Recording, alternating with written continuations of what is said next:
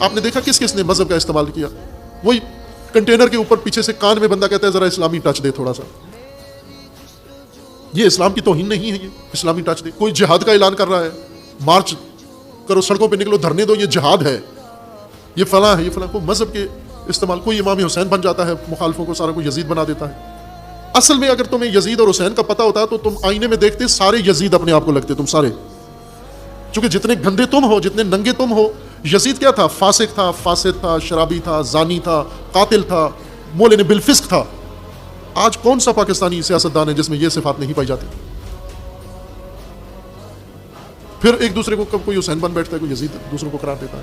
یہ مذہب کو ٹول کے طور پر استعمال نہ کریں، نہ ہی عوام اتنے بے شعور ہو جائیں کہ یہ مذہبی طور پر آپ کو اکسائیں اور آپ ان کے کہنے پر